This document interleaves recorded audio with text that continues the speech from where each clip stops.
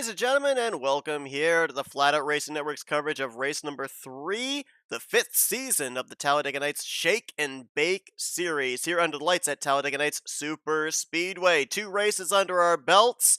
2 different drivers have gone to victory lane. There are a lot of other drivers, though, that want to add their name to that winner's list and try and get themselves some security in preparation for the upcoming playoffs. We are nearing the end of qualifying here, getting ready for, I believe we're getting queued up to have the starting lineup here tonight, and then we'll be giving you guys the point standings and everything when these drivers roll off the grid. 66 laps of racing here this evening. Looks like our points leader, Rodney Sullins, is not going to be in the field here tonight, but there are 38 drivers ready to take the green flag, and we're about to introduce them to you now. Channel switched.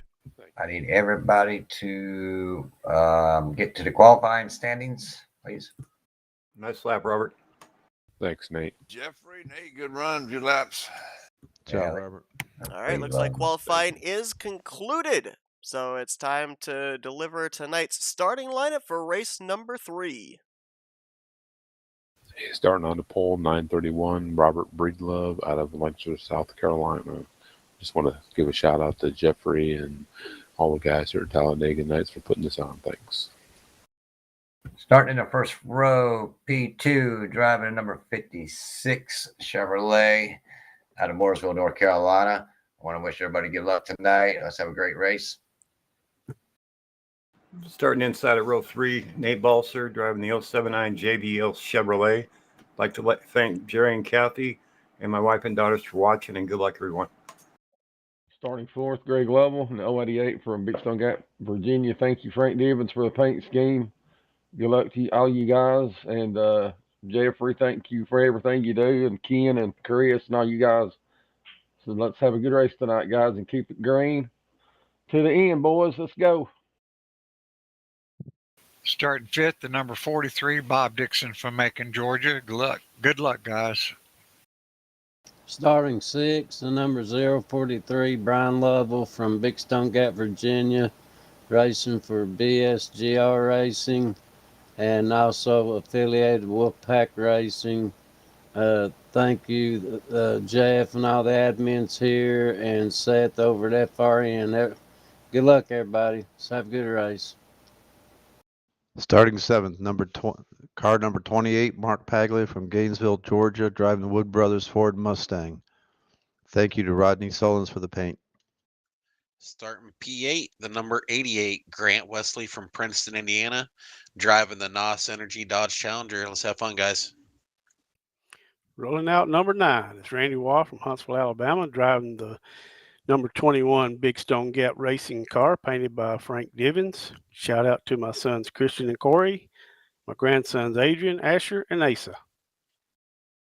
Starting 10th, Ken Roberts in the 55, driving the Mountain Dew Chevrolet, painted by Rodney Sullins out of West Bend, Wisconsin. Good luck, everybody. Starting in 11th, Mike Mangialardi driving the 029 Ford Mustang out of Federal Way, Washington. Shout out to my friends watching at the Rainier Room tonight, and good luck all. Starting 12th, Big Stone Gap, Virginia. I'd like to give a shout out to my uncle in Florida, my aunt. Hope y'all all okay out there. Starting 13th, the number 17, Old Smoky Chevrolet, painted by Rodney Sullins, Chuck McClure from Moundsville, West Virginia. Starting in 14th, the 388 of BSGR Racing from Big Stone Gap. Thanks to all you racers for showing up tonight. Thanks, Seth, for the broadcast. Thanks, Jeff and Ken and everybody that's involved with all y'all do. Give a shout out to my family watching, and good luck to all you drivers out there. Keith Bynum starting 15th in the 63 Hubcap Annie Chevrolet Camaro. Just thanks to everybody working to put our shows on, and hey to all my buddies watching, and hey to my mother, she's listening. Let's race, guys. Starting 16 at number 26, Billy Elliser. He will say good luck to all. Starting 17th, number 33, Jeff Goodpasser, driving for Team Amazon, Volkswagen. Let's have a good race tonight, guys. 18th and 82, Aqua Adventure Superwash Mustang, Craig Hakeley out of Canaan Valley, West Virginia. Starting in 19th, Stephen Brandstetter from Ranelette, Oklahoma, driving a 510 Team Doritos. Starting at 20th, the number 27, the City Chevrolet Camaro, driven by Bob Pumpkinsire. Starting in 21st, Perry Bond out of Virginia, driver number 60. I believe it's a Mountain Dew machine. Good luck, guys. Starting in 22nd, the top 20, as always, Ulysses D. Papi Sandoval, apparently the only member of the Wrecking Ball, driving the 96 San Luisena Express Toyota Camry. A big shout out to all my teammates who are not present tonight, and also to Mama Sandoval, who is watching me right now. Starting 23rd, number 80, racing out of Big Stone Gap for Big Stone Gap Racing. Give a shout out to you, Jeff, all you admins, broadcast. Let's have a good race, guys. John Godfrey, 711, LaJoy's Town Fair Tire Camaro, rolling off from the outside of row 12. Starting 25th, and number 24, Graham McDonald from Sarnia, Ontario. Starting 26th is the number 9, Chris Elliott out of Mooresville, North Carolina, driving for Team Doritos in the red nacho cheese Doritos. Thank you, Seth Cole, FRN Radio, and all our admins here at Talladega Nights, and good luck, drivers. Starting 27th out of Lewis, Delaware.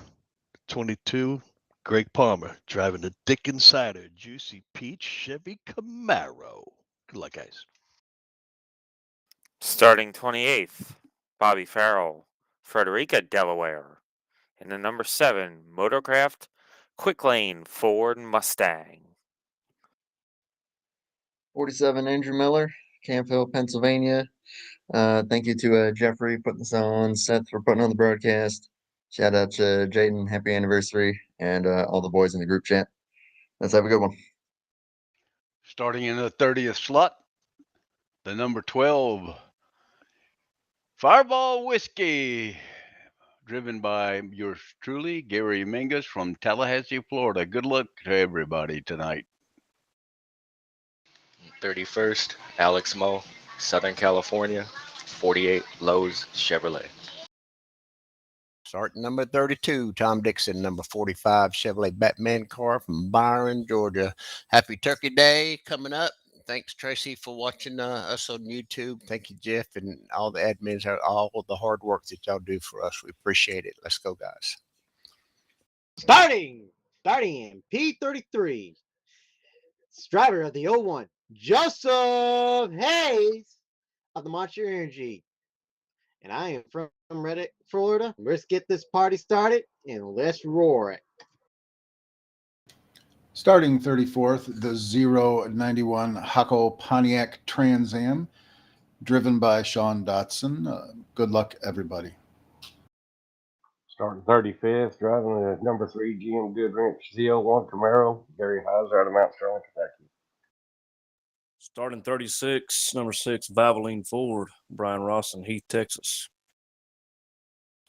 Starting 38, 85, Josh 2 from Dunn, North Carolina. Josh's Eggs Dodge, painted by Rodney Solins. And starting 39th, number 97, Pat McCarskey. Good luck, guys. Let's have a great race. There you go, Seth. There's your starting lineup. Absolutely. There's the 38 drivers ready to roll off the grid here tonight for race number 3. Best of luck to y'all. Should be a good one. Looking forward to it. Thanks, Seth. Thank you, Seth. Thank you, Seth. Seth. Thank you, Seth. Channel switched. All right, as they get themselves ready for 66 laps around tonight's racetrack, let's give you an overview of the point standings coming in tonight. Now, big shout out to head admin Jeffrey Elliott. Sent me some information here today in regards to the playoffs. And it basically goes like this. Top 12 in the points at the end of race number 8.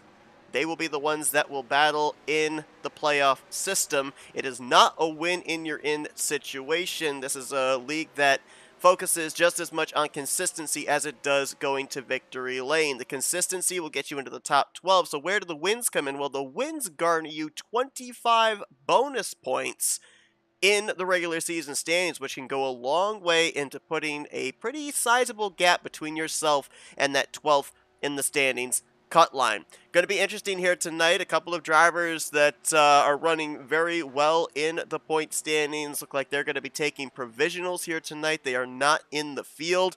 We already talked about Rodney Sullins, the points leader coming to this. Back-to-back podium finishes. He won the season opener. He finished third last week in race number 2.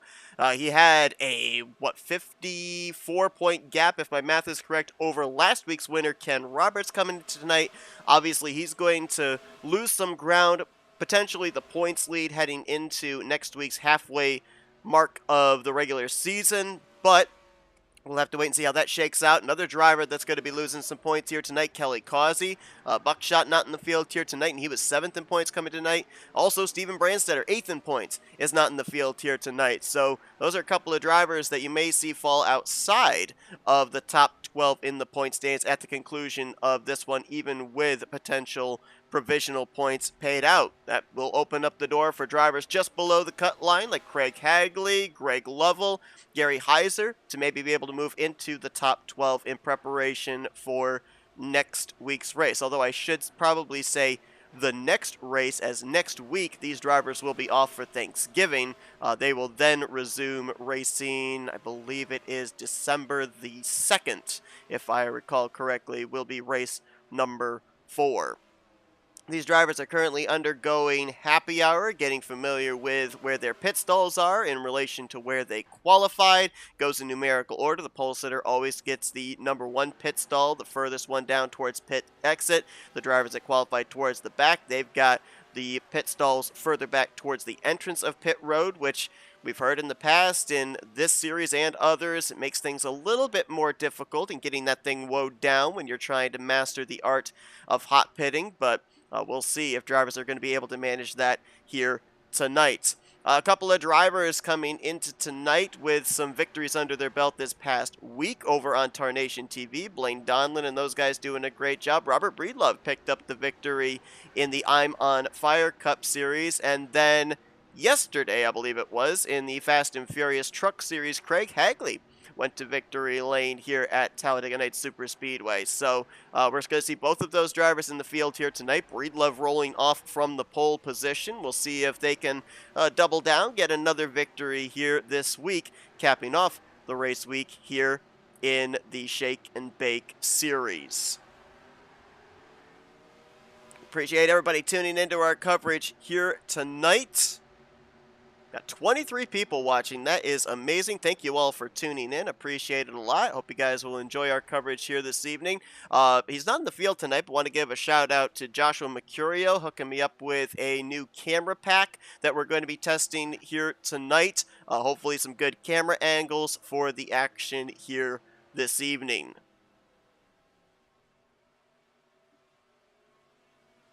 We're about 3 minutes away from when these drivers will be gridding up in preparation for tonight's race. Maybe about 2 minutes. They may start rolling off the grid around 9:30.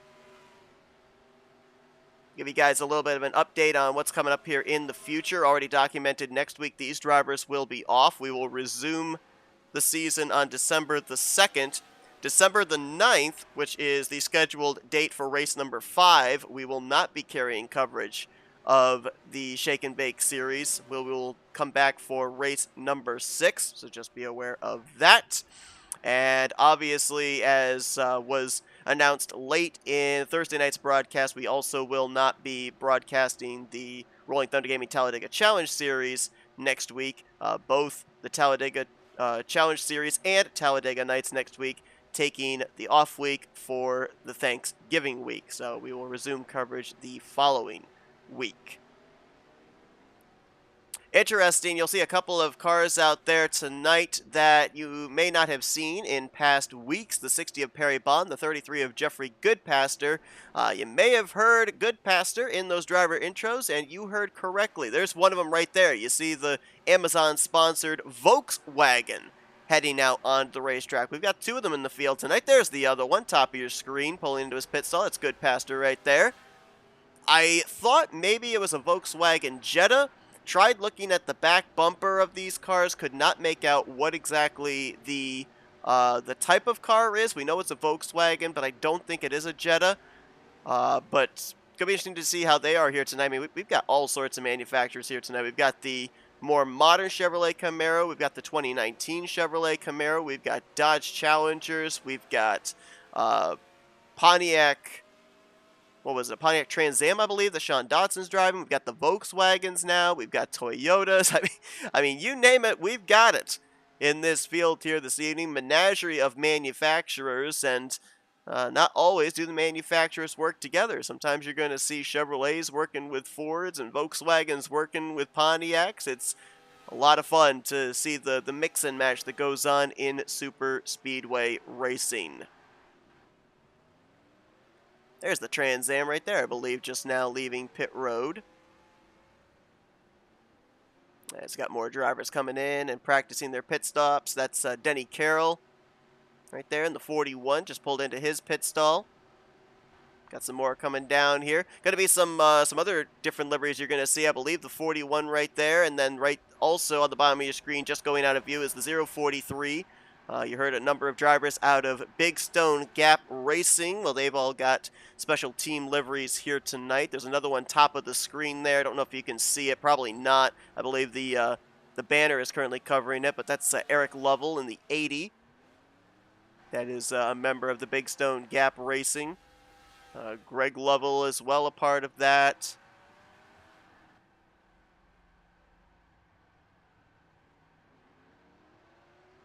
As we've got zeros on the clock, so we should be nearing when these drivers are getting ready to grid up.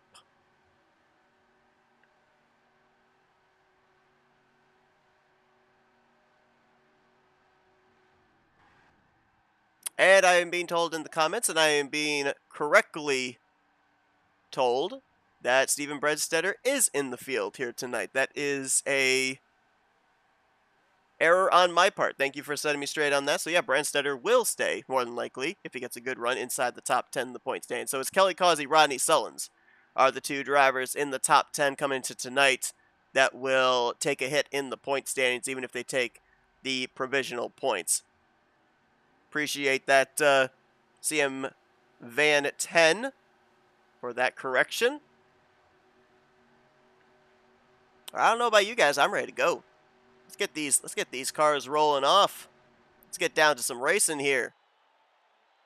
I think they heard me. They're gridding up. Just like I told these boys in the meeting, we don't need anything over the top today. We got a good race car, we got a good driver, we got a good pit crew. All we got to do is just everybody carry their weight. We'll be just fine at the end of this thing. 10-4. Now, bud. Should be getting the command here in just a few moments. Everybody getting onto pit road in preparation for the pace lap around this 2.66 mile super speedway. Robert Breedlove, Jeffrey Elliott, couple of Chevrolets the front row. Nate Balzer, who's been really good qualifying as of late. It's not translated into good finishes, though. We'll see if tonight he can turn that around. Waiting on the Grand Marshal. There it is. Start your engines.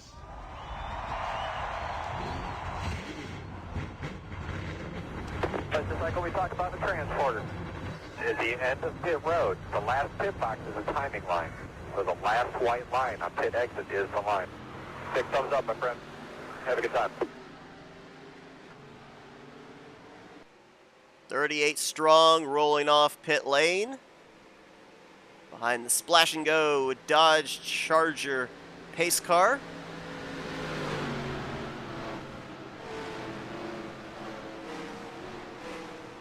Should be an interesting one here tonight.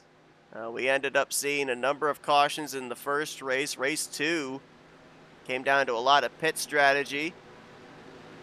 Ken Roberts positioning himself at the end. Got a good push from Rodney Sullins to pick up that victory. Sullins the victory the week before. I'm not good at math, so I'm not going to try and figure out the percentage, but we've got a 1 in 38 chance of a repeat winner here tonight. Those are not favorable odds for Ken Roberts, so very likely we're going to have a third different driver going to victory lane here this evening. But again, as I mentioned, it's not a win and you're in playoff system. The win nets you 25 bonus points, which are very important into helping you either leap up in or remain in the top 12 in the point stands, but it is just the top 12 overall at the conclusion of race 8. And we'll go on to battle for the championship.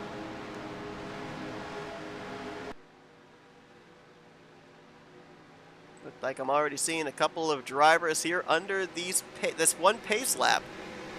Saving just a little bit of fuel could be important in the long run. All right, we've waited long enough. The fans have waited long enough. The drivers have waited long enough. Pace car peels onto pit road. Ladies and gentlemen, clear the dance floor. Fill up your glasses. Find the best seat in the house. Because tonight, the Talladega Nights Shake and Bake Series drivers are making their way down through the tri-oval, and oh yeah, they're ready to dance.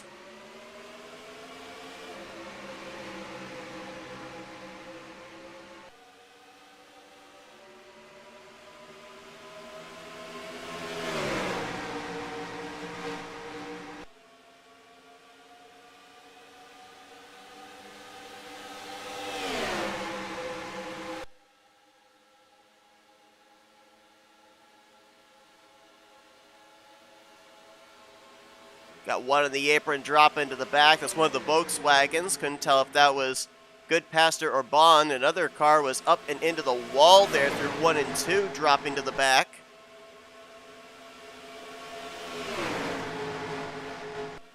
Everybody keeping it pointed, though, in the right directions. They thunder through the tri-oval, coming around to complete the first lap. Who's it going to be? It's going to be close between Elliott and Breedlove. Oh, I think it was Elliott, if my eyes were correct on seeing that visibly, and scoring agrees. Jeffrey Elliott leads the first lap of the night via the outside line. I should say the middle line now, because look at Ken Roberts up there. Ooh, lot of movement. Jeffrey Elliott moving up to that third lane. He sees the run coming. Greg Lovell's going to move up there also. Oh, contact, and there we go. Ken Roberts is around. It's the big one. On the back straightaway. Completely littered as they slide into turn 3's entrance. And they are still hitting each other, still sliding. John Godfrey, left side of your screen. He was up and over. Caution is out for the first time here tonight on lap number 2. That did not take long. They were attempting 3 wide right out of the get-go. And last week's winner, Ken Roberts, front and center involved in that one. Field is frozen as drivers make their way onto the back straightaway to pick up the pace car. There was just so much movement, a lot of reactionary movement from drivers up at the front. You just kind of got the feeling that maybe that wasn't going to get organized out, and it certainly didn't. Started up at the front of the field and swept up just about everybody else in the path. Let's go back, take a look at what happened. I believe the 22 of Greg Palmer may have started this race from pit road, which may have been the safest thing to do. Let's see if we can figure out where the contact started. We know Ken Roberts went around.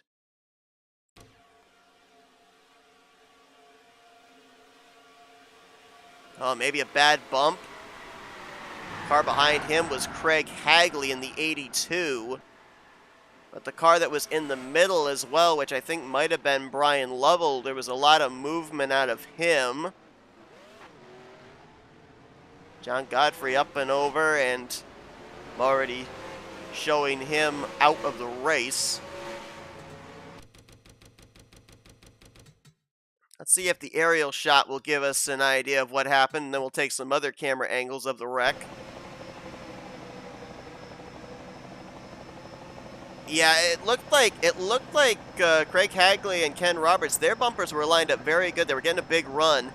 Oh man, that's a shot into the passenger side door from Mike Mangialardi into the 55, and then there's Perry Bond getting spun by, I think that was Dan Lovell into Ken. But it almost looked like there that the bumpers were not lined up for Greg Lovell and Ken Roberts, so Ken checks up.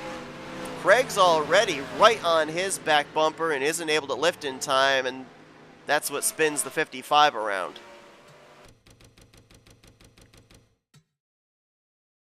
Let's put a focus on the 711 of John Godfrey. See how exactly he ends up going up and over. Let's take a look from our wide range back straightaway spectator cam.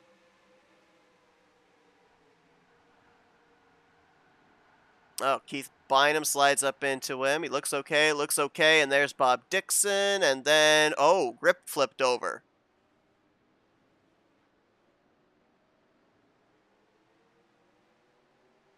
Tough break there for John Godfrey. Didn't even get 2 laps completed, and his night's already over. Let's focus the 28 of Mark Paglia, who took a pretty good shot into the inside wall. A couple of drivers did. The 55 comes down. The 28 gets it. 43 gets it. 043. Oh man, look at the air that Brian Lovell caught. After that head-on impact, Bob Sire further up, he nosed it head-on into the outside wall. Greg Palmer was caught up in this incident in the 22. Paglia looks to continue. Yeah, watch this further up into turn 3. We'll put the focus this time on the 27 of Bob Sire. Grant Wesley's in it. Ulysses Sandoval.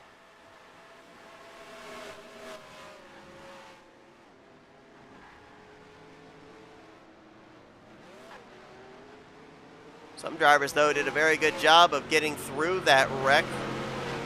Let's go on board with the 388 and watch what Dan Lovell was able to do. Not exactly in an ideal situation either. He was in the middle line when this occurred.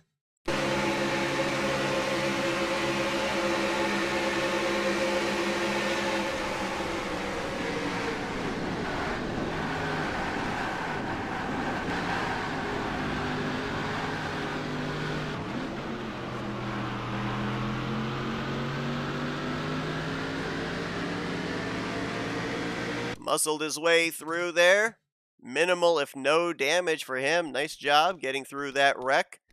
Just about everything happening around him, but not involving him. Little contact with the front end of Greg Palmer there, but I think he should be okay.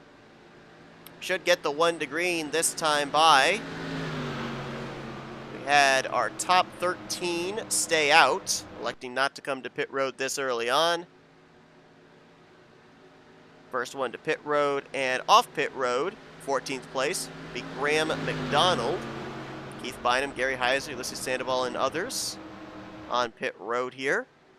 So Jeffrey Elliott, looks like he's choosing the top side for this upcoming restart. He'll have Robert Breedlove to his inside. If indeed he does choose the top, it will be a mirror image of the front row when we started this race.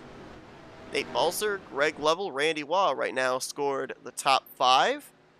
Denny Carroll 6th, Chris Elliott 7th, Billy Elliser in 8th, and Bobby Farrell and Dan Lovell, who we were on board with, watching him make his way through that big wreck, right now scored as the top 10, and Jeffrey Elliott's going to choose the bottom instead. All right, so we're flip-flopping the front row from the start of this race.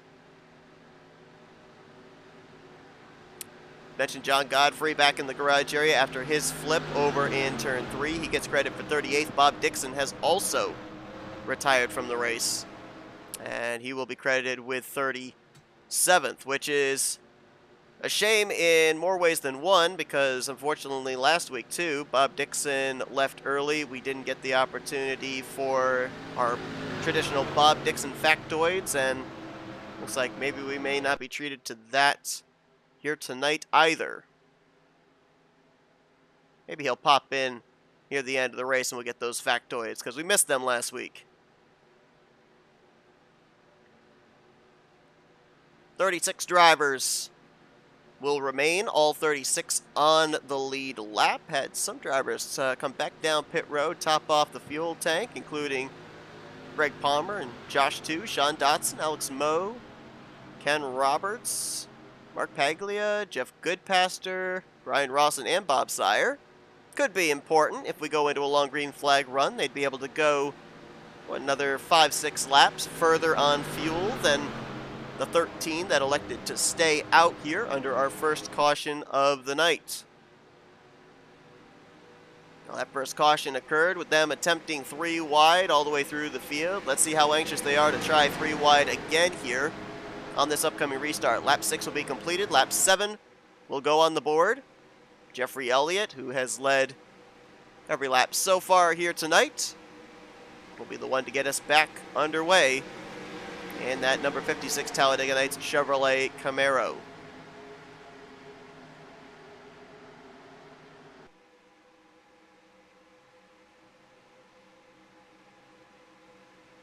One thing about Talladega, and any variation of it, you gotta wait so long from the tri-oval down to the start-finish line. When you're used to Daytona, you get to that middle of the tri-oval and it's go. But you gotta wait that extra few hundred feet here at this configuration, and that can be not annoying, but it certainly can be a driver can get them anxious, get them very, I don't actually know what word it would be. Maybe chomping at the bit. I know that much. There's a word that describes it, and I can't think of it off the top of my head right at the moment. Chevrolet's lined up on that inside line. Nate Balser right behind Jeffrey Elliott. As double wide back from about the 3rd position to the rear of the field. Randy Waugh on the inside there in the 21. 3rd car that inside line. Robert Breedlove up there on the top. Apologies for a couple of these cars being generics tonight. There was an issue with the TeamSpeak file browser this past week, from what I understand. I went in, got all the cars that were in there. Jeffrey Elliott was kind enough to send me the car pack that he had as well, so every available car was put in to be able to show up on the broadcast, but the 21 and I believe the 01, you will not see those liveries here tonight. Hopefully in 2 weeks' time we'll have them on the screen for you. 3 wide back there, but I think that was a car dropping back. The Coors Light Chevrolet number 26 of Billy Elliser getting shuffled out of the pack there. And he'll start heading towards the rear of the field. A couple of cars jumping up there to the outside line. Was that Chuck McClure I think I saw back there? And I think that might have been Josh 2 that was up there with him. Nope, that's Craig Hagley actually. Further back, you got another 3rd line. Ken Roberts back there, along with Mark Paglia, and can't make out who that other car is. That Brian Rawson maybe in the 6. Drivers that were at the rear of the field trying to make something happen back there. Got a couple more that have jumped up to the outside line with McClure and Hagley. One of those looked like the 48 of Alex Moe. The other one back there, I believe, is the 22 of Greg Palmer.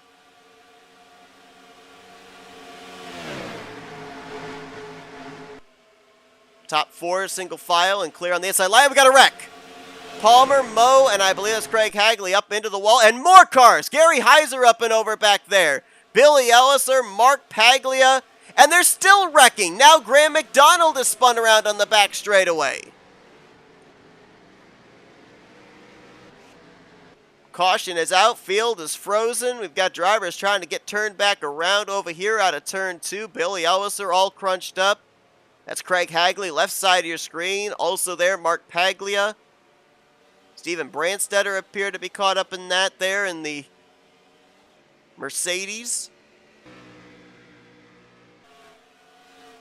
Josh 2 might have been in that. Alex Moe, I know, got a piece of it. And we got a car coming to pit lane. Was that the 21 of Randy Waugh? No, there was another car. I couldn't tell who that was. That was one of the generics. Now we don't have the scheme showing up. Whoever it is, looks like they're out of the race. It was Joseph Hayes, the 01. Well, caution out here for the second time tonight. Jeffrey Elliott and company waiting for the pace car to pick him up here going into turn 3. Let's go back and take a look at what happened. We had not 1, not 2, but 3 different incidents happen there on the same lap as the pace car just went up and sideswiped the 56. Got an aggressive pace car here tonight. Let's see if we can find out what happened here. Well, the 3 drivers in that initial wreck were 3 that were trying to use that third line.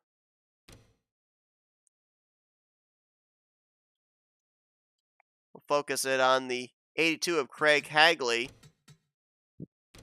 Behind him is Alex Moe, and behind him is Greg Palmer. Oh, man. That's Joseph Hayes on the inside, and he warped up into Steven Brandstetter, who then gets the 82. Nowhere for Alex Moe to be able to go. And then we had cars, I think, in a follow-up wreck there trying to avoid either the warping car or the wreck. And that caused the follow-up wreck off of turn number 2. Let's see if maybe the 26 of Billy Ellis or the 3 of Gary Heiser focused on them, because the Heiser, I think, went over. There you see the warping car of Joseph Hayes. Oh, Josh 2 got clipped by somebody down there on the apron. Comes back up the track, gets Elliser, Heiser, Ken Roberts, Mark Paglia. Heiser able to drive away despite going up and over. Let's see if we can find out who it was that got the 85. Looks like maybe one of the Amazon Volkswagens. That's Jeffrey Goodpaster that's behind the 85. Let's see if he possibly either slides up into Josh 2 or Josh 2 comes down in front of him. Oh yeah, 2 came down. Goodpaster gets him. And then it sweeps them up the track in front of these guys. Nice job there by, is that Tom Dixon and Perry Bond, Bob Sire, moving their way through. And then this wasn't all that happened. Then we continue on to the back straightaway, and Graham McDonald in the 24 is going to go for a ride. Let's see who he gets some help from. Oh, is that the warping machine of Hayes again? Yes, it is. Sends him up the track and into Chuck McClure. Little assistance there from Perry Bond. Gets the Mopar Dodge righted and continues on. And that would explain why the 01 of Joseph Hayes then very quickly came down pit road and is now out of this race.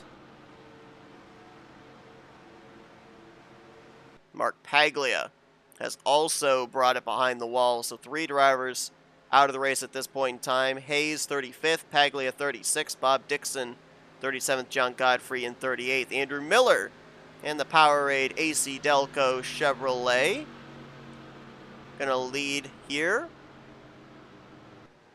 Might not come to pit road here under this caution period either, because I believe he was one of the drivers that came to pit road at the 1 to green under the last caution, so he's able to go a ways before having to make his way onto pit lane. Graham McDonald in the 24 after that spin. Apparently his tires are all good to go because he's elected to stay out as well. The first driver off of pit lane of those that came to pit road was Robert Breedlove. So right now he is third. Jeffrey Elliott and Nate Balser the top 5. Add another one into the garage area, the 12 of Gary Mingus, which I don't remember seeing him involved in any incident. Let's try and figure out what may have happened to him.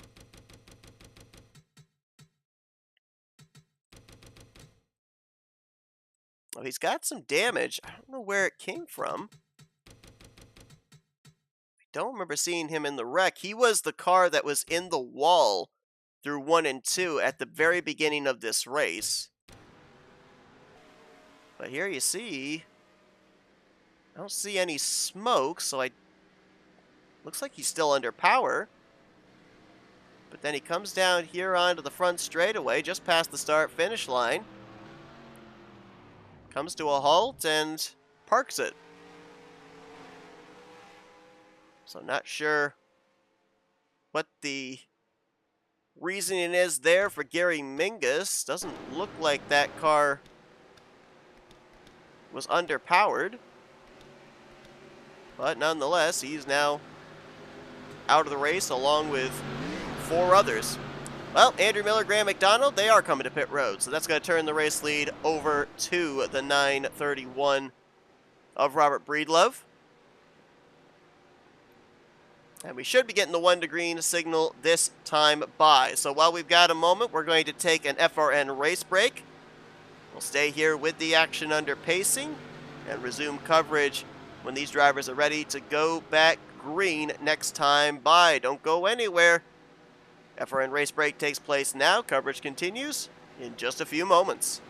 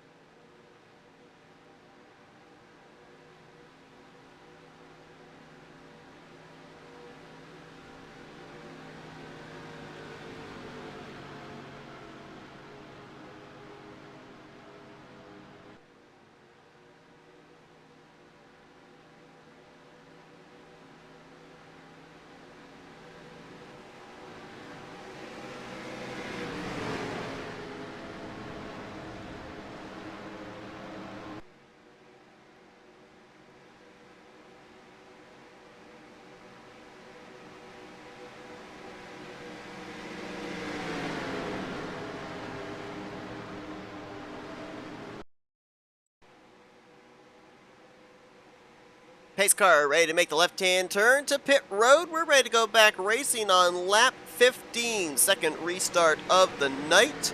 33 drivers still running, all 33 on the lead lap.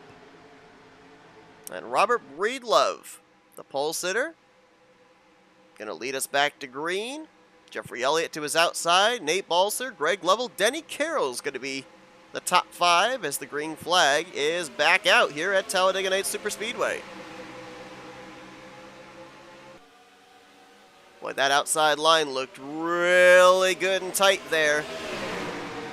Greg Lovell right on the back of Jeffrey Elliott. Ulysses Sandoval, though, jumping up there on the outside of the 088.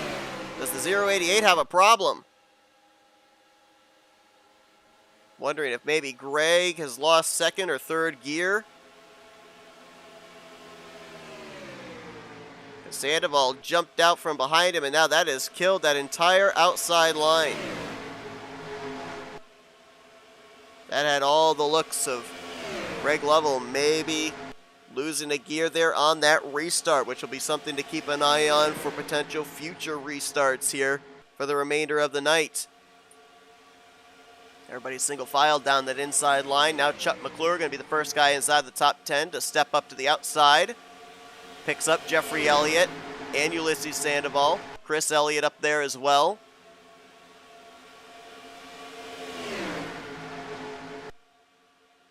Pat McCarsky is also in that outside line. Is on the inside line. You've got Breedlove, Balser, Denny Carroll, Grant Wesley, and Keith Bynum.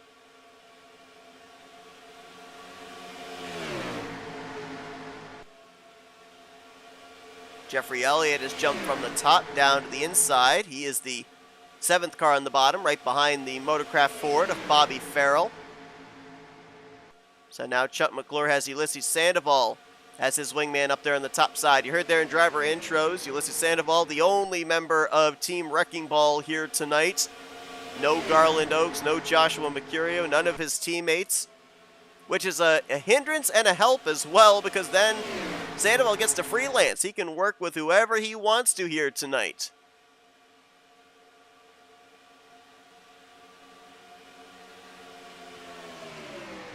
Gonna have to check my scoring, but I believe we may have lost the 3 of Gary Heiser. Yep, he's back in the garage area now. Heiser's gonna get credited for 33rd, so 32 drivers now still running. And it looks like a couple of them may be slightly off the pace back there.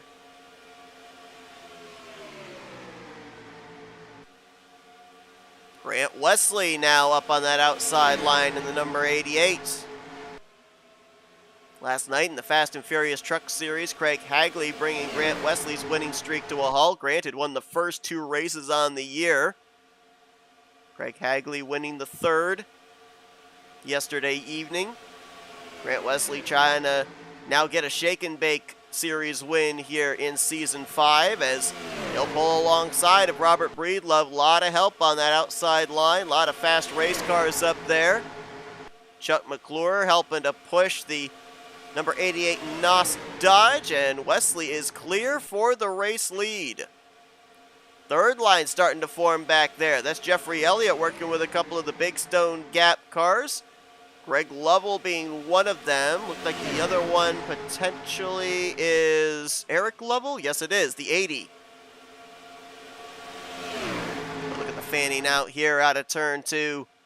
Grant Wesley trying to figure out which lane to block as Pat McCarsky now jumps up to the 3rd lane. Jeffrey Elliott down to the 2nd lane. Brian Rawson switches from the 2nd down to the 1st. And Ulysses Sandoval, whoa!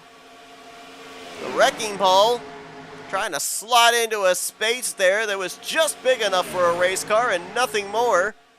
Right behind McClure, right in front of Robert Breedlove, into that 3rd position.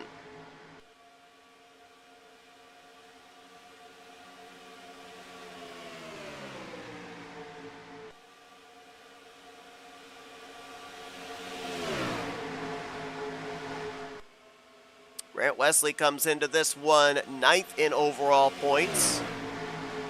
Chuck McClure right behind him in the 17.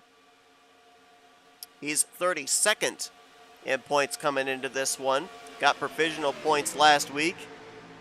Ulysses Sandoval, he's right now in a playoff position. 10th in overall standings. Would like to put a nice cushion between himself and that 12th in the standings cut line. Robert Breedlove in the 931. He's making his first start of the season. Got provisionals for the first 2 races. Subsequently, he's down 44th in the point standings, but a win could certainly help him. Those 25 extra bonus points and climbing up through the point standings. And right behind him, Nate Balser. We talked about how he's been really good in qualifying, but the finishes have not translated to the good qualifying efforts. Nate Balser coming into tonight's race situated in the 35th position in points.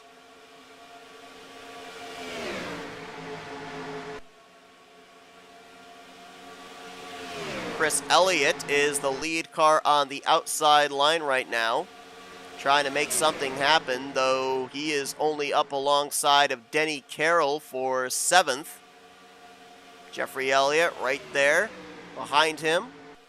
Brian Rawson, Greg Palmer, Bobby Farrell all trying to get that 2nd lane going. I noticed that a lot of the Big Stone Gap cars have gotten themselves lined up back there on that inside line. I believe they are 5th through 8th on that inside line right now. Dan Lovell leading that train. Eric Lovell right behind him. No, I'm sorry, correction. That's actually Greg Lovell that's leading the train. Then Denny Carroll. Then Dan Lovell and Eric Lovell. Got 26 drivers, 27, correction, up in this lead pack. Some drivers have lost the draft. Josh 2, Tom Dixon, Perry Bond, and Brian Lovell have all lost the lead pack. A couple of them due to crash damage. It's very difficult, too, even if you're up to speed, being the last car in line of a pack to stay in the draft.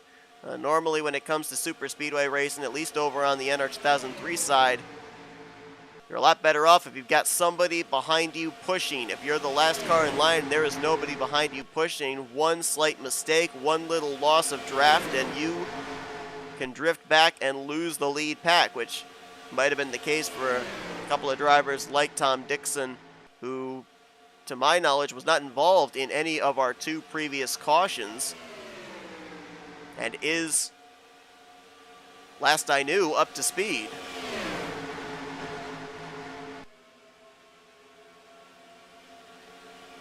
I don't care if it's regular racing or if it's super speedway racing, the toughest position to be in when you know there's a playoff system, even this early on in the regular season, is being that cut line driver. At 12th in the points coming into this one is Bobby Farrell, who was up inside of the top 10. He's now faded back to around the 12th, 13th position. He's on the outside line now. There you see the red and white number 7. Gotta be a lot of pressure for a driver coming in as the cut line driver, because you know that a good run is going to put you above that cut line, but a bad run, well, guess where you slip to? You can't slip further down in the playoff standings. You slip below that cut line and then have to rebound the following week. Grant Wesley just led his 5th lap of the night. Jeffrey Elliott currently holds the most laps led with 9. Robert Breedlove, the pole sitter, has led 6, 2 laps led each for Chuck McClure and Andrew Miller. And those are the only drivers that have led laps so far here tonight. Chris Elliott getting shuffled up to the outside line. He's going to start fading back as all of a sudden the inside line, the middle line, all kind of meshing with each other there, kind of snaking their way through 3 and 4, possibly in preparation of upcoming green flag pit stops. Things are a bit split up of how far a driver can make it, as we were looking 4 wide further back there with Chris Elliott continuing to fall back. Got through it though, looks like. Still 3 wide further back there. That's Pat McCarskey. I believe that's... whoa, we got a car on the apron. Who's that? That's Josh 2, I think. Not sure what was going on there with him. The Josh's Eggs Dodge. Oh, looks like he might be having some warp issues and may have gotten down out of the way. I've also noticed here, Mike Mangialardi, I thought I was seeing things, but no, he clearly has got that car sandwiched on, I think it's both the left and right side. Left side, definitely. Yeah, right side as well. I don't know what happened to him, but he's got quite a bit of damage. Somehow that thing is still up to speed and in this pack, but I don't know where that damage would have come from.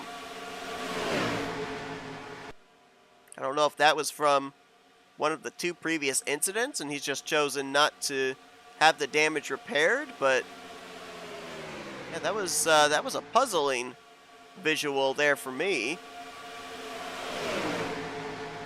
Dan Lovell right now, the 3rd car in line of the Big Stone Gap drivers, right behind Greg Lovell and Denny Carroll.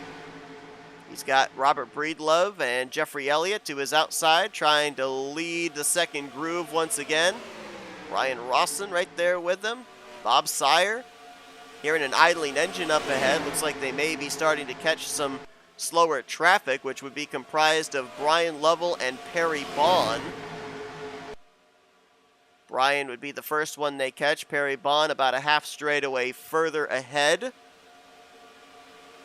And if we continue to trend the way we are, Tom Dixon would then be next on the hit list also. He's already about 30 seconds behind the leaders. Brian Lovell going to go a lap down there in the 0:43.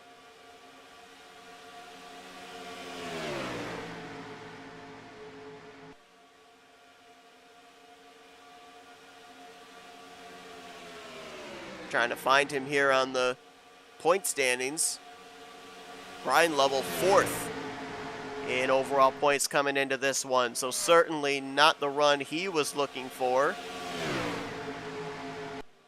Looks like we got another driver back in the garage area as well that I didn't document, that being Billy Elliser. Had that heavy front end damage from the incident over in turn number 2. He came to pit road and turned the left hand to the garage area about 10 laps ago, so he'll get credited for 32nd place. There's Perry Bond, one of the Amazon Volkswagens. He's going to go a lap down now. 2 lucky dogs per caution, so right now, if Perry Bond and Brian Lovell can catch a quick yellow and Tom Dixon doesn't go a lap down, they would get their laps back and be back on the lead lap. Things have single filed out pretty much all the way through the field. We got a little bit of side-by-side back there, but it doesn't look like anything super organized. Ken Roberts trying to make something happen back there.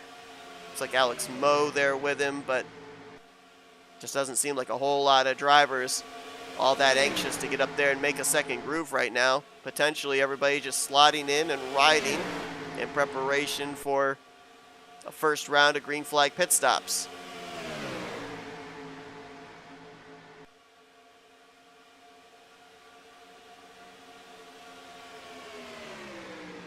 Looks like they are going to catch Tom Dixon within the next lap or two. So it'll then be a battle between the 45, the 60, and the 043 for the first 2 cars 1 lap down. Looks like Perry Bond might have been able to mesh with this lead group. Brian Lovell not as lucky. It will all depend on if Tom Dixon might be able to merge in with this lead pack. Got some pitters. Brian Rawson is going to be one of the first ones to dive onto pit lane. Jeffrey Elliott, Chris Elliott, Keith Bynum, and Jeff Goodpaster all on pit road this time by.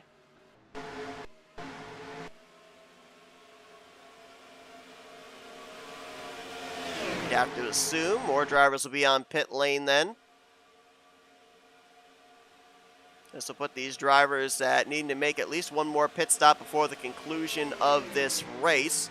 Those drivers coming to pit road when they did, they'll need to pit somewhere around 14, 15 to go. So we've got more hands out the window. Grant Wesley's coming in, Chuck McClure, Ulysses Sandoval, and a host of others. Got some brakes locking up back there. Greg Palmer in the grass. I think he made the commitment line. Got them all trying to figure out where their pit stalls are. So far, so good. Everybody giving each other the space necessary to get to their pit stalls. I think they all made it on safely. The question is, though, did anybody get a black flag? That's going to be the killer. If that entire pack was able to make it onto pit road and you end up getting a penalty. Keep an eye on the telemetry, see if the race officials nail anybody. As Nate Balser led that lap. And oh, we got one blowing up! That's one of the Big Stone Gap cars. That's Denny Carroll. And he's going to loop it around into the inside wall. Is the caution out for that? I don't believe it is. Comes to a stop right in front of Eric Lovell and Tom Dixon, who is now slowing the track, and now the caution's out. Yellow flag is now out. I'm not necessarily certain if it was for the engine expiration on the 41 or if it was maybe for the 45 coming back out onto the track slow. Some drivers are going to be able to take service. Other drivers might have to serve a pass-through here and then pit afterwards under yellow. But boy, this changes up everything in the running order. Who the heck is even the race leader? Oh, your leader was on pit road. Showing the 388 of Dan Lovell, the race leader. I believe he passed through pit lane. I believe he did not take service to avoid getting what I'm pretty certain would either be a 30-second penalty or an EOL, which is the end of the longest line penalty.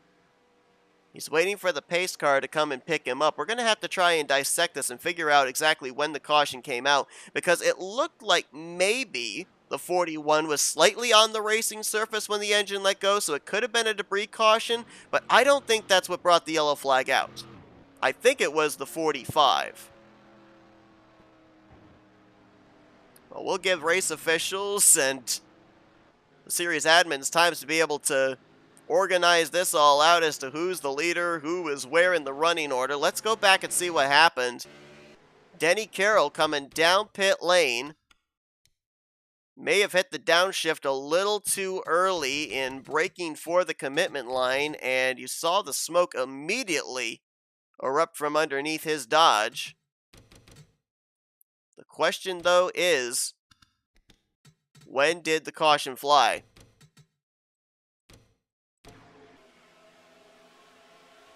Right there is when the engine lets go. That was on the racing surface. Now here he's down below the yellow line. You see the green lights are still on. So the caution had not come out yet. Here's what I think brings out the yellow. Watch the 45. Comes to a stop right there, and now the caution lights are on. I think if the 45 had not come to a stop, if he had continued down pit road, then we would have remained green. But I think that that was deemed on the racing surface. Watch where he is. There's a yellow line there separating pit road entry from the racetrack. And I think that when the 45 of Tom Dixon comes to a stop, there's then oncoming traffic further back, and I think that's when the yellow is thrown. Watch right here. Still green, still green, still green. Oh, no, the caution's actually out before that. Okay. Interesting. So it's kind of hard to be able to see with the camera angles. I'm able to see on the top of the screen where it's being blocked by the banner, but I'll tell you here as we go back and watch it again with the 45 angle, I'll tell you the caution doesn't come out yet. It comes out right there. Which is interesting because the 41 does not spin back up onto the racing surface. And it's before the 45 comes to a dead stop. So I'm a little confused of why the yellow flag came out when that is technically down off the racing line. Unless something else happens untoward that I'm not seeing here. We'll go back and use the pace car as a reference. See when exactly the lights come on. And then see what the situation is at the time. So right there. We'll bring it back. There is the pace car. Let's cycle back around to the pit road entry. Right there is where the caution comes out.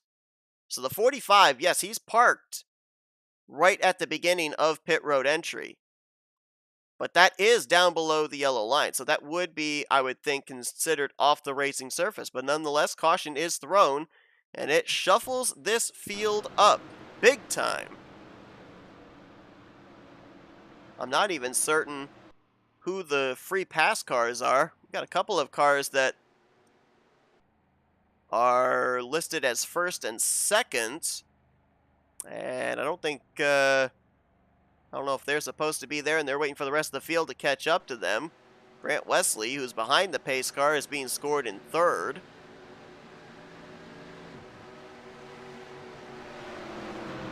Lights are still on top the pace car. I think there's some figuring out to do there for the race officials. Fortunately, we're not having to worry about it on our end. We're just reading off what the scoring chart is showing. Well, more drivers back in the garage area. Denny Carroll obviously out due to the engine failure. He's going to get credited for the 30th position, and Perry Bond has also taken his car back behind the wall. He'll get credited for 31st. Right now, our scoring is showing only two drivers off the lead lap, those being Brian Lovell and Mike Mangialardi. So, If I am correct, those are the two drivers that would get the free pass and be back on the lead lap. We're still waiting for confirmation on that, however.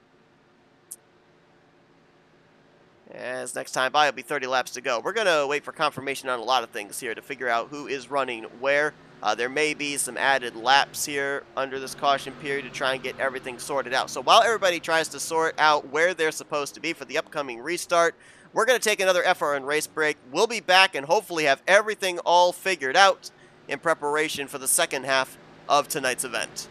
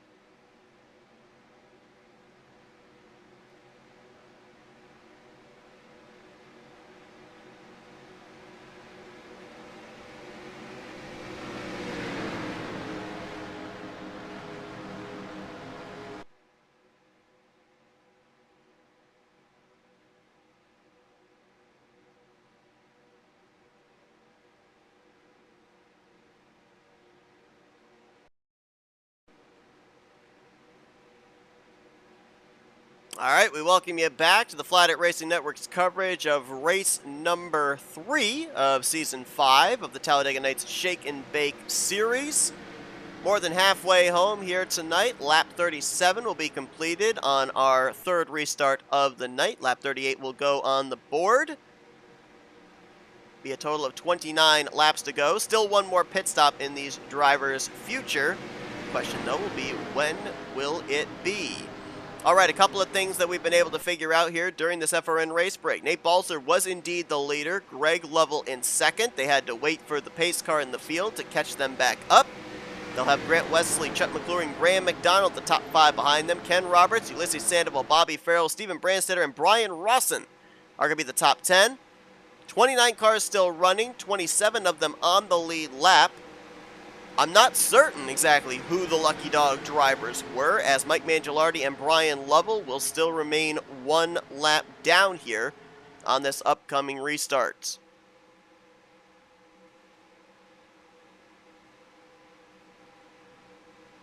So that caution timed very well for our front row. As the green flag back in the air, Graham McDonald, third car on that inside line, did not get going. That's going to hurt Nate Balser and Grant Wesley's attempt to stop the momentum up top side, where they're organized pretty well. Chuck McClure on the back bumper of Greg Lovell. Ken Roberts trying to get up there as well. Chuck McClure going to get down to the inside line right in front of Graham McDonald. He'll pick up the 88 of Grant Wesley, who's trying to get to the inside of Nate Balser. There's not a lane there. I don't know if he was getting pushed or what, but there was definitely not a lane to be able to make that move. He would have had to have given the spot up anyway with 2 tires down below the yellow line. Tucks back in behind the JBL Chevrolet.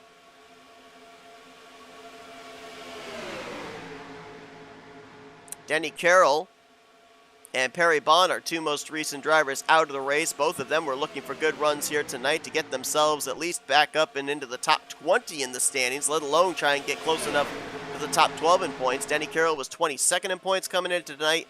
Perry Bond 28th. So that's a couple of drivers that are going to need a really good second half of the regular season. There's a lot of movement back there in the latter half of the top 10. Greg Lovell moving from the middle to the bottom. Ulysses Sandoval, a lot of movement out of the 96 as he drafts up to the bumper of Chuck McClure. Remember, he's freelancing here tonight, the only Wrecking Ball team member in the field this evening. Seen a couple of cars blinking in and out. I think one of those might have been the 388 of Dan Lovell. Might be on my end. I'm hoping it's on my end, because there is nothing more nerve-wracking when you are close-quarter super speedway racing than to have warping car. I'm hoping this is on my end, that this is not server-wide.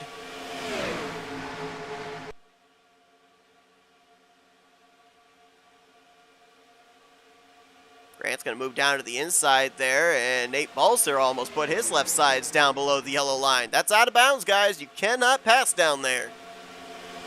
Look at the third lane. Keith Bynum, high, wide, and handsome. He's got Craig Hagley and Robert Breedlove with him, and Chuck McClure saw that momentum coming. He's going to go up there and block it. That's going to help the inside line once again. Sandoval leading the middle groove. Chuck McClure up on the top side. They're 3 wide for the 5th position with Steven Brandstetter. Top 4 single file and clear on the inside line with Wesley, Balser, Graham McDonald, and Greg Lovell.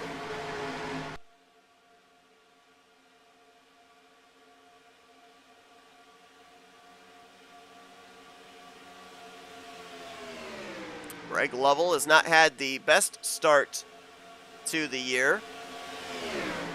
He's right now 14th in overall points. Opportunity tonight to move up into the top 12. 85 with a lot of warp back there at the rear of the field.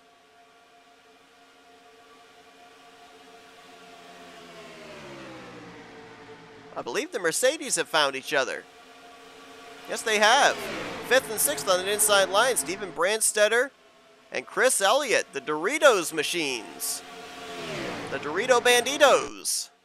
Now up inside of the top 10 and working together. Mike Mangialardi in that 029. He is a lap down. He did come to pit road and repair his damage, it looks like. But he's a lap down along with Brian Lovell. No, correction. He's on the lead lap. Apparently, he and Brian Lovell were the lucky dogs. Got their laps added back manually rather than driving around. So all drivers on the track right now are on the lead lap, all 29 of them. So Mangialardi's up inside of the top 10 here. Battling side by side with Ulysses Sandoval. That's for 7th place.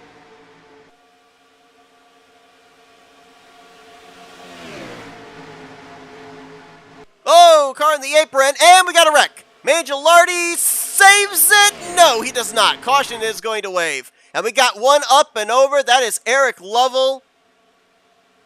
Andrew Miller back there was collected up in that one. Caution will wave for the 4th time tonight. Looked like the initial contact was between Dan Lovell and Mike Mangialardi. And Mangialardi almost had it saved. Everybody was trying to do their best to give him room, and unfortunately it did not work out in everybody's favor. There is the torn up number 80 of Eric Lovell, the Big Stone Gap livery on his Dodge. He was up and over there off of turn 2 as Grant Wesley will bring them back around to the pace car.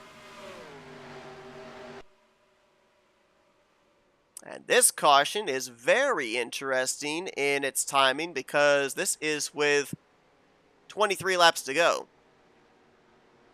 And that is just outside of the fuel window that these drivers would be able to make it the rest of the way. If they all came to pit road at the 1 to green here, under this caution period, they probably could make it the rest of the way.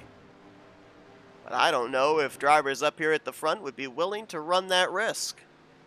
Maybe you could come to pit road here under this first lap of caution and save enough fuel under the following pace laps to make it the rest of the way. I'm not sure. I think you're going to have everybody on pit road here regardless, though. And we'll see what the varying strategies are going to be. Let's take a look at what happened to bring out this most recent yellow flag. Mike Mangialardi had done a great job, as we had documented. The Black Hawk down Ford Mustang of getting back in the lead lap and working his way up into the top 10. Let's see what happens here. We had a car on the apron in Dan Lovell.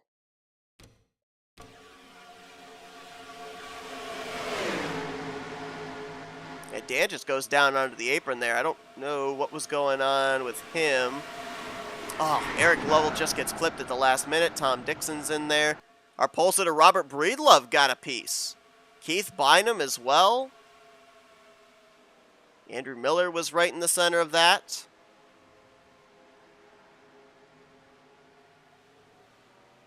I don't know if the 388 gets a bump there. We're seeing some side-to-side going on our side. Not sure if that is server wide or not. That can play havoc with a driver in knowing if they've got a lane to an inside of somebody or somebody. Watch this, or something. Watch this again. Oh, yeah, I think it's hard to tell there if Eric Lovell sends Dan Lovell down to the apron or not.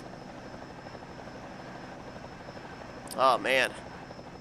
Greg Palmer on the bottom left of your screen didn't see the 22 was involved. He went for a spin.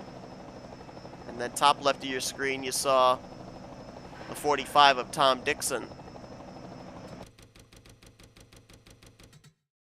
Here's another look at it coming off of turn number 2.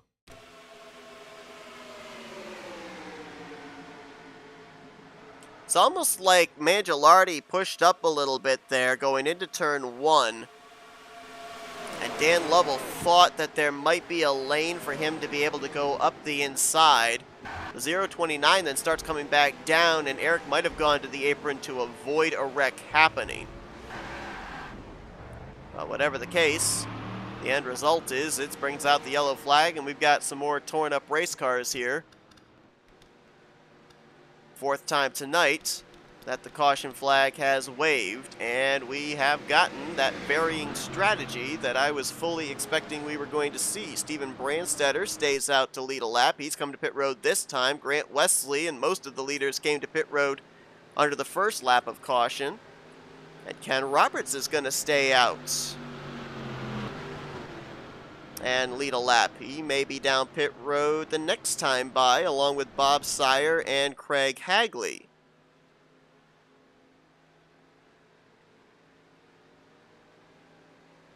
Well, a reminder, folks, on what's going to be coming up here in future weeks. The next time that we'll be here on the Flatout Racing Network will be a week from this coming Thursday.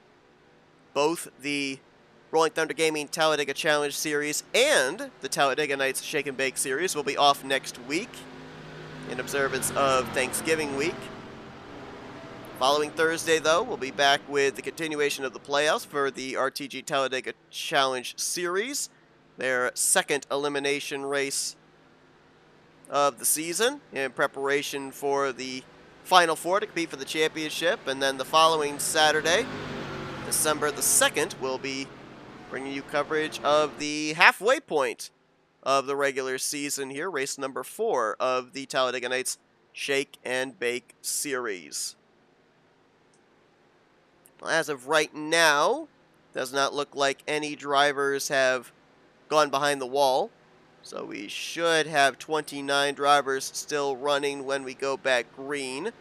No drivers were a lap down at the time of this. Yellow! Okay. Not sure what was going on there. Ken Roberts just got a hit from Bob Sire and loops it around from the race lead. Fortunately, there was nobody in front of Ken but the pace car, so he didn't run into the back of anybody, but he'll have to get back up there and get his spot. I think he was planning on coming to pit road anyways, but not sure what was going on there.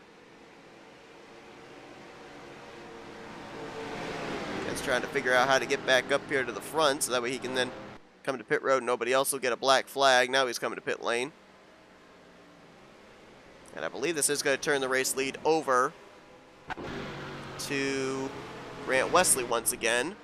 But look who's up in second place now. Ulysses Sandoval. Jeffrey Elliott now in third. Chuck McClure fourth. Bobby Farrell is going to be the top 5. And Robert Breedlove, despite getting a little bit of that incident there off of turn 2, he's going to be up in 6th position, it looks like, as we wait for scoring to update.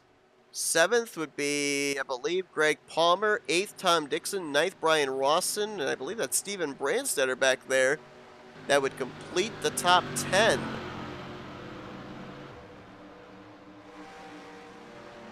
See everybody up here at the front throwing in the clutch, just making absolutely certain that they can make it the rest of the way, if indeed we go green to the checkers.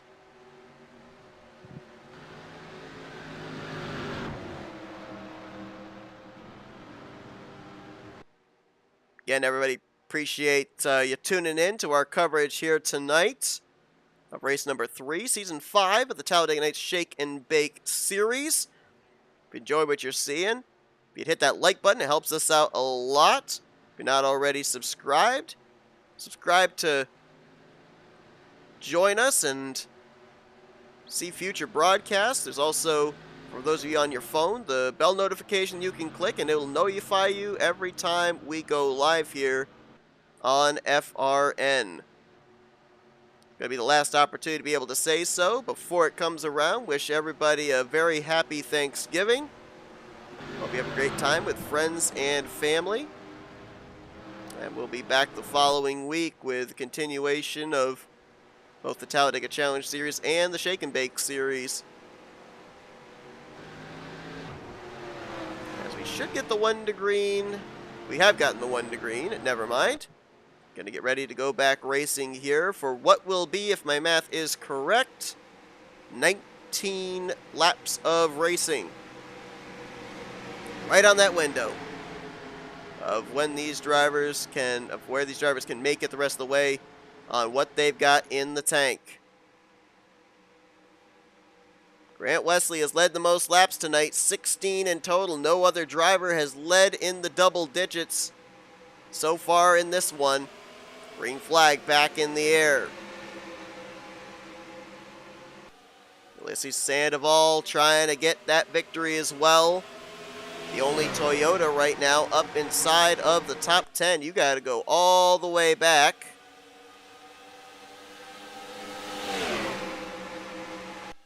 Actually, he might be the only Toyota in the field now that I look at it. I didn't even realize that. I'm not seeing any other Toyotas. Wow. Not only outnumbered in terms of the fact he doesn't have any of his Wrecking Ball teammates out there, but the lone Camry in the field tonight. Doing a great job and up here inside the top 5 for majority of this race. Offering the drafting help to Grant Wesley on that outside line. Inside line, Jeffrey Elliott rather. With help from Bobby Farrell. Remember, Farrell comes into this race the cut line driver, 12th in overall points. Robert Breedlove, the pole sitter, despite getting some damage from that most recent wreck, that thing still looks like it is ready to rumble. He is making his way back up to the front, trying to go coast-to-coast pole to win. Ooh, Ulysses Sandoval with a dart to the inside. Grant tried to cover it, couldn't do it. And Sandoval, like a wrecking ball, breaking his way up potentially to the race lead, trying to get the push from Jeffrey Elliott. I was going to say just before Sandoval stepped out, that middle line was getting the momentum down the back straightaway. That stalled them out just the least little bit. Now they get lined up again with Wesley, McClure, and Greg Palmer.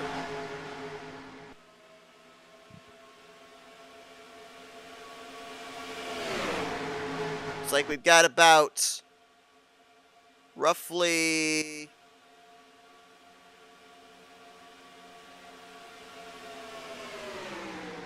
Well, actually, I think my scoring is having an issue here. There we go. Now my scoring has updated itself, and it looks like we've got about 26-27 drivers up in this lead pack right now. I don't know what was going on. My scoring was showing second place on back over 20 seconds behind the leader, but that has sorted out. Third line back there trying to make something happen. That's Andrew Miller up there on the outside line. Andrew Miller picking up a checkered flag this past Wednesday night in the NSRA Icebreakers Online Series at Rockingham.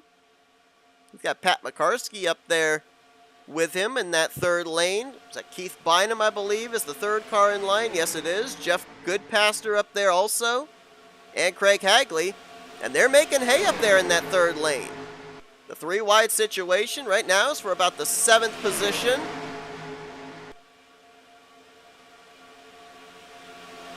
Closing in on 10 laps to go, and these drivers feel it is go time.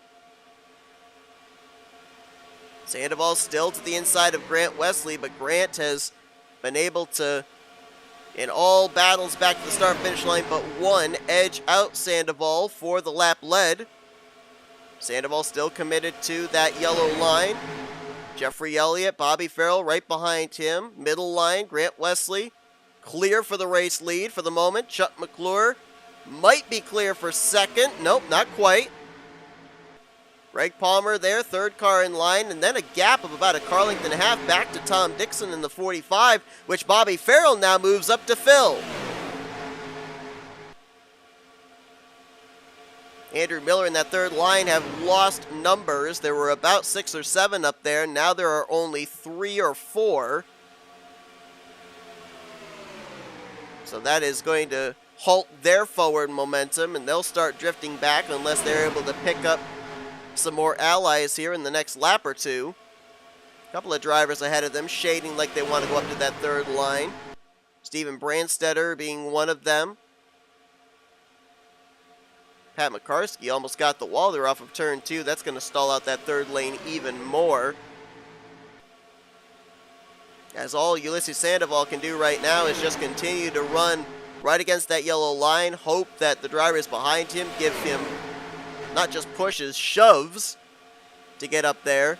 Because right now he is boxed in with nowhere to go. Grant Wesley's got options, but he's staying committed to that middle line. Chuck McClure has been a pretty good pusher here tonight for Grant Wesley. Was with him the majority of that one long green flag run just before we had the round of green flag pit stops, and they are lined up nose to tail once again. Greg Palmer right behind them there in the 22. Bobby Farrell in the 7. Those 4 might be all trying to get themselves clear of the inside line. If they do they drop to the bottom? Do they stay up at the top? Looks like they're going to drop to the bottom now, and Greg Palmer was not clear. Neither was Farrell. Wesley and McClure, though, on that bottom line, they've got a bit of a gap back there to the third place battle.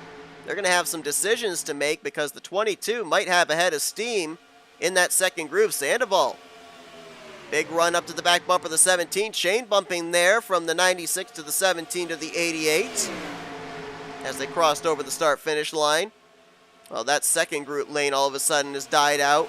Jeffrey Elliott looking like he wants to go up there. He's got some momentum off of turn number 2. Sandoval's going to go up there also.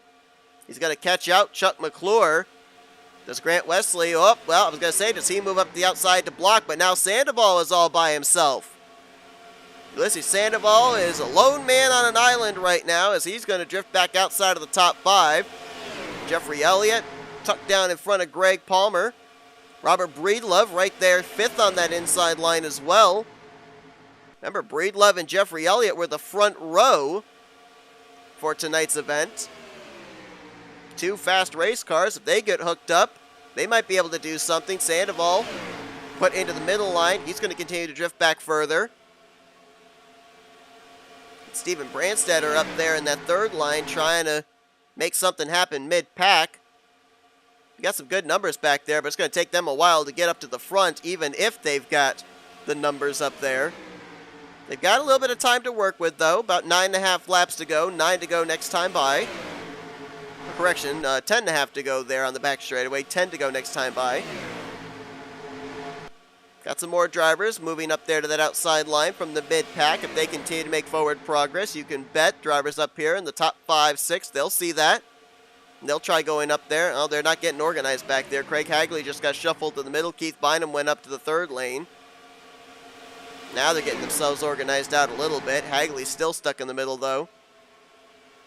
Every time they start getting organized back there, something happens. Oh, we got a car in the apron, and we've got a wreck. Randy Waugh's around, and the caution is going to fly. Hagley is involved. Sean Dotson is involved. I saw a couple of the Big Stone Gap cars in that one. And we are racing back to the start-finish line here.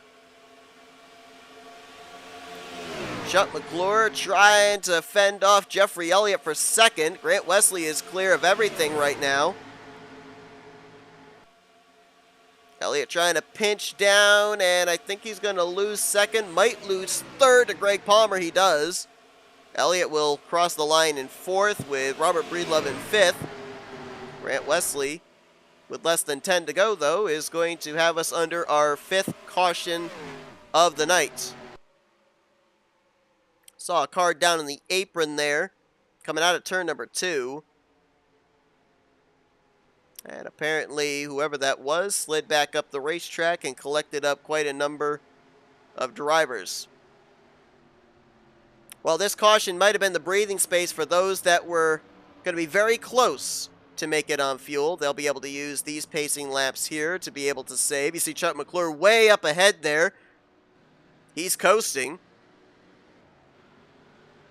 Not advancing his position, but he's throwing the clutch and just let it coast as far as it could go before eventually taking his position behind Wesley. Let's go back and see what happened here. Looked like it might have been one of the Big Stone Gap cars that got turned around off of turn number 2.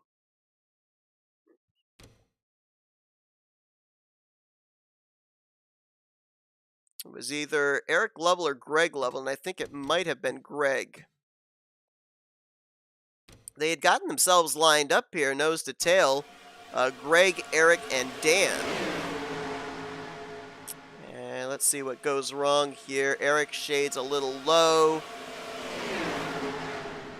Might have been a little bumper grab there, potentially, that shot Eric down onto the apron.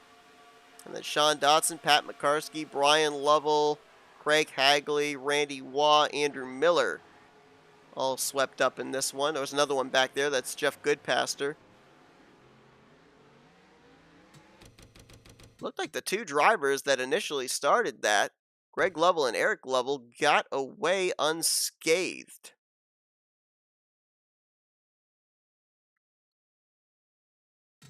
Let's focus on the 21 of Randy Waugh.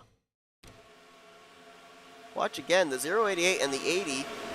Eric saves it.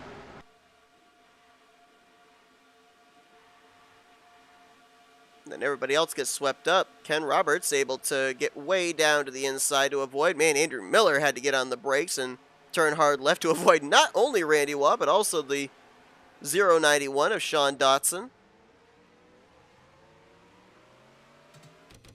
Brian Lovell appeared that he did not drive away from the incident. He ended up calling for a tow.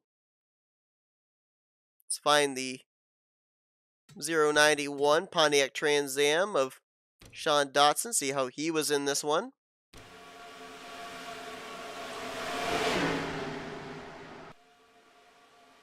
Caught some air there, as did Craig Hagley. Left sides go up in the air for Dotson. Front tires up off the racing surface for Craig Hagley. And there you see Andrew Miller taking the evasive maneuver left to avoid Dotson as he slides back down towards the inside of the back straightaway. All right, so this is going to set us up for a restart with less than 10 to go. All depends on how many caution laps we run as to how many we will have left. It's going to be close to that point of no return, which is around lap 62's completion.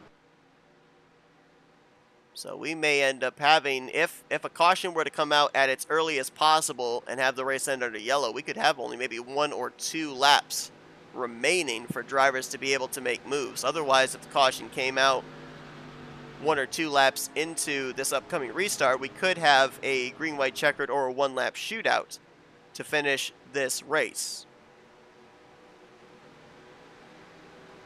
Well, it's been a good night so far for Grant Wesley. He's led 26 of the completed 59 laps here this evening.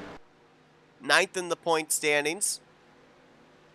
He was a total of 34 points ahead of the cut line coming into tonight. And he could put himself into a very comfortable position in preparation for the halfway point of the regular season in 2 weeks' time if he's able to close this deal out. Chuck McClure has been his wingman pretty much all night long, but you know Chuck McClure would love to find victory lane here tonight as well. McClure comes into this one 32nd in the point standings. Ran the season opener but had to take a provision last week. If you look at the two drivers and their points positioning right now, Chuck McClure is obviously the one that needs those 25 race win bonus points the most. He's been able to work with Grant Wesley up to this point, but has the alliance been severed? Have we entered into the every man for himself territory? Greg Palmer right now in the 3rd position. Greg Palmer, he took provisionals on both races so far this season. This is his first start in Season 5 of the Shake and Bake Series. And then Jeffrey Elliott in the 56. Jeffrey coming into this one in the 40th position in points. Remember, he ended up having a good run going a couple of weeks ago, and then during green flag pit stops, hit pit road and parked it. And we're not exactly sure why. Robert Breedlove in the 931. We already have documented him on the pole position. Has not made the first 2 starts. This is his first start of the season, so kind of the same situation as Greg Palmer. Brian Rawson in the 6. This is his 2nd start in the year, but he had a low finishing result last week. Subsequently, he is 43rd in the point standings. So you look at some of these guys down here, Elliott, Rawson, Palmer, and Breedlove all up inside of the top 6, and they're all outside of the top 35 in overall point standings. So definitely can use some good runs here tonight. Bobby Farrell, the cut line driver, 7th here for this restart for driver number 7. Nate Balser, I'm hoping I'm not commentator cursing him, but this is a really good run for him tonight after he's had great qualifying efforts in the first 3 races. It just hasn't translated into the finishing results he's looking for. Give a shout to Tom Dixon. How about the Batmobile up here in the 9th spot? Remember, he lost the draft on that long green flag run. He got put a lap down, or almost got put a lap down, caught a timely yellow, but he's now up here in the top 10 with a shot at a good run. And alongside of him in 10th could be Greg Lovell in the 088. Do not think we have heard the last of him. He's pretty much been the highest running of the Big Stone Gap drivers here tonight ever since the early departure of Denny Carroll. We'll see if he's able to get to victory circle. Greg coming into this race just below the cut line, 14th in overall standings.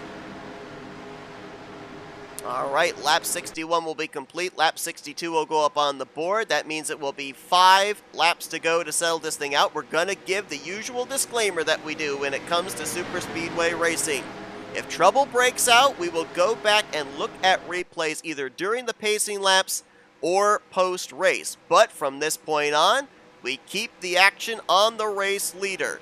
Whether it be racing back to the caution or racing back to the checkers, we will stay here because the next flag will more than likely end tonight's race.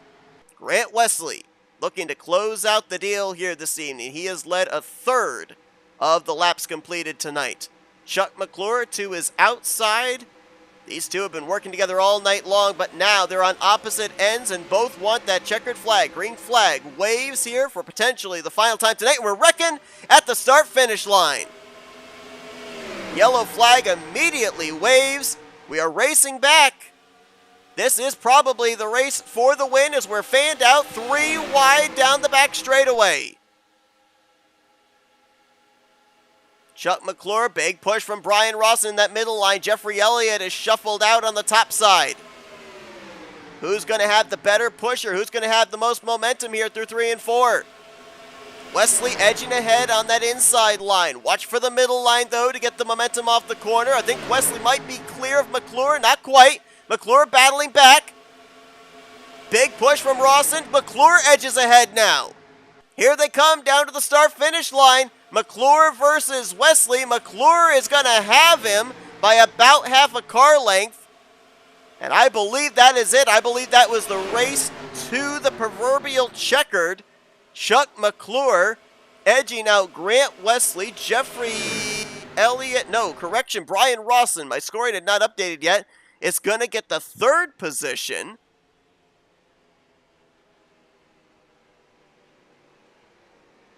And we will have to wait and see if indeed this is the end of the race. I believe it is. The main reason being Brian Lovell in the 043, I think, is still sitting on pit road. He is scored 5 laps down right now. With there being a lap car still on the racetrack, what is Brian Rawson doing? Oh, okay, I was afraid he was potentially going to throw away a podium finish here, but I guess they're all waiting for the pace car to come around. But going back to the point I was going to make with Brian Lovell sitting on pit road, we've got a lap machine, and that adds an extra lap of caution onto the pace laps, which I think that then makes it all she wrote. The possibility of a one-lap shootout is null and void with having a lap car at the timing of that yellow flag flying. Scoring says 31 1/1000ths of a second. Chuck McClure over Grant Wesley, and only 58 1/1000ths back to Brian Rawson in the third position. Let's go back and take a look of what is more than likely ending this race under yellow. It was at the rear of the field, a stack-up. Chris Elliott, Steven Brandstetter, Andrew Miller, I believe, were amongst some of those that I saw collected up in it.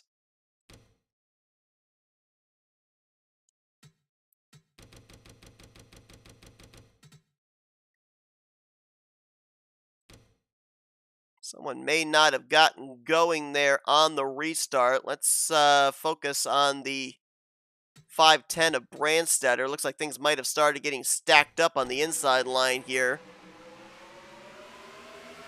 Yeah, Sandoval tried to go, and then they all started stacking up. Andrew Miller got clipped from behind by, I think that might have been Pat McCarskey. Craig Hagley, Bob Sire, and Randy Wall all collected up in that one. Chris Elliott did not even bother to race back. He's going to finish this race behind the wall. Let's see who it was that tagged the 47. They got stacked up 3 wide after the 510, 96, and 9 all had their bit of a wad there at the start-finish line. So Ken Roberts moved up to the outside line there. Andrew Miller shoots up the middle and gets tagged. Josh 2 was also in that in the 85. And then let's watch this battle back to the start-finish line. Grant Wesley trying to cover the middle. He then goes down to the bottom. And Brian Rawson doing a great job here, pushing the 17. At this point, going into turn 3, it was advantage Grant Wesley. He had half a car length over Chuck McClure, but look at how quickly McClure closes that back up here off of turn number 4. Rawson almost looked like he thought about taking it up to the top side 3 wide, but then stayed committed to Chuck McClure. Kept the bumpers locked all the way through the tri-oval, and that was the difference maker there to get Chuck McClure to the line first over Wesley. And Brian Rawson, who did a lot of the work right there in getting McClure that victory. Doing a great job there to bring it home in the third position.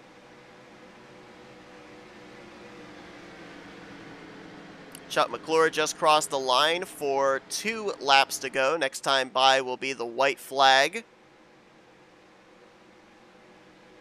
Greg Palmer is going to bring it home in the third position. Nate Balser looks like he's going to be 5th. Robert Breedlove, after starting on the pole, will be 6th. Greg Lovell in 7th. Bobby Farrell, I don't think he'll be the cut line driver anymore. He's going to finish it out in 8th. Keith Bynum will be 9th.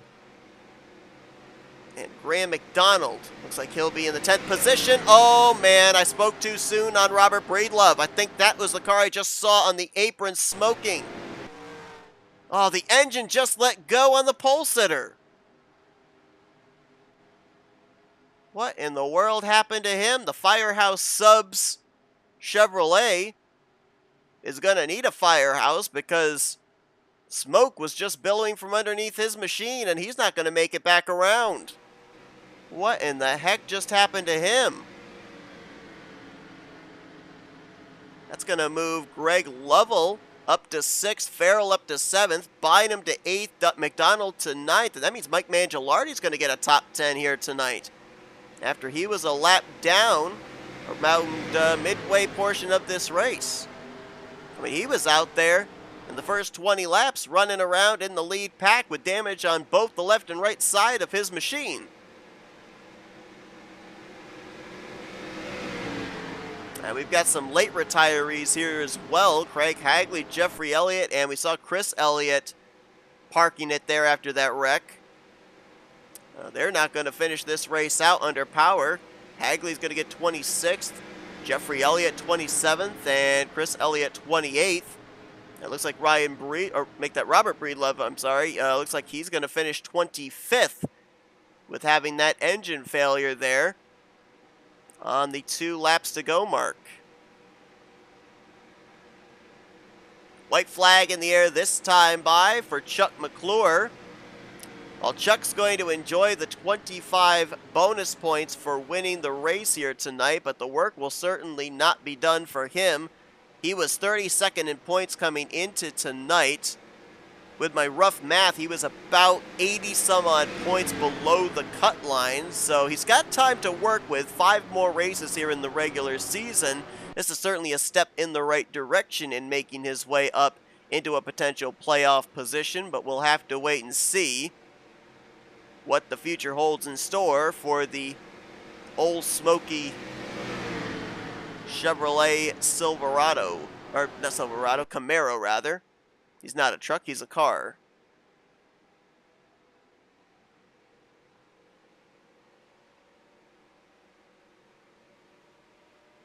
Looks like Josh 2 just had some connection problems and fell out. So he'll either finish in 24th or 25th, depending on if he returns in. That means that Robert Breedlove may finish in 24th rather than 25th position. May not seem like much, but they use the classic point system here in this series. So instead of one position counting as 1 point, it could count as many as 3, 4, 5 points. I'm not 100% familiar with the classic point system, but I do know that it is not just 1 point per position. It's more points than that.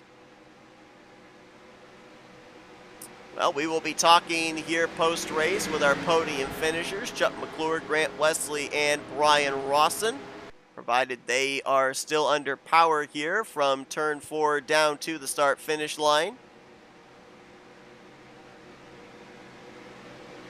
Wild one here tonight. 6 cautions for 25 laps. Looks like by the end of the night we're going to have about 13 drivers back in the garage area. Looks like a total of 23 cars will finish under power, all in the lead lap as Chuck McClure crosses the line and picks up the checkered flag in race number 3. 3rd different winner on the season.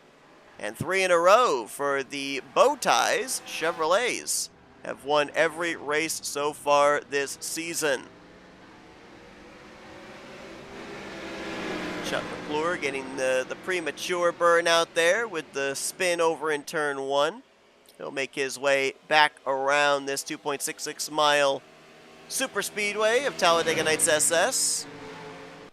Back to the start-finish line and begin his celebration here this evening.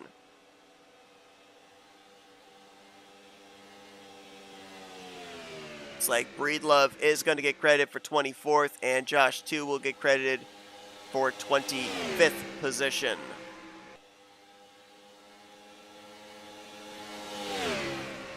Chuck McClure racing his way back here to the start-finish line. Oh, nope. He's coming down pit road and going to do maybe some burnouts in the grass.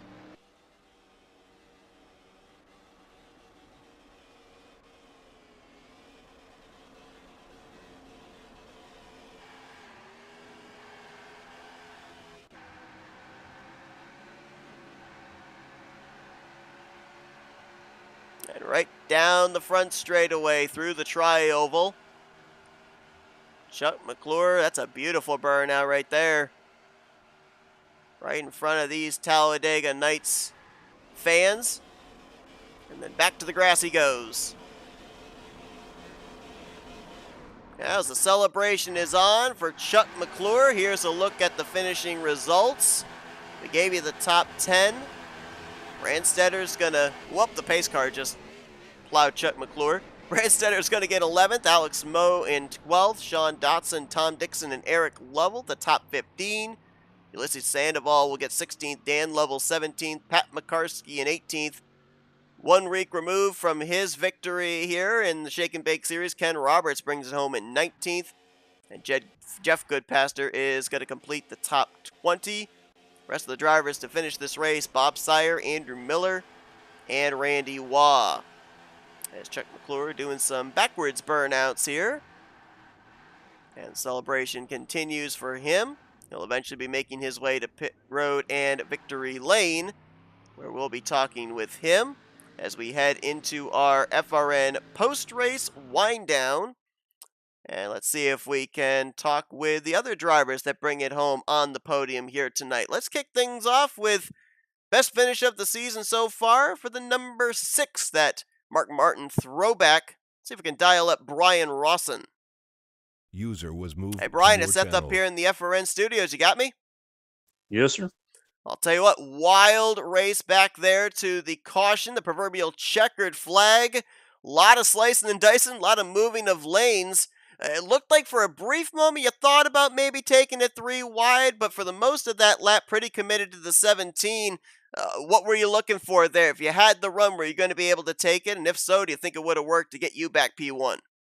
I thought the 56 was going to get out further in front of me. I was going to get behind them, but, I just had too much momentum, so I had to go to the middle lane to get behind the 17 and didn't want to wreck nobody, so I just took the safe choice, and it all worked out. Had to take the provisional points in race 1, didn't get the performance you were looking for last week in race 2. How important was this podium finish here tonight, heading towards the halfway point of the regular season, trying to get yourself up into that top 12 for a playoff position?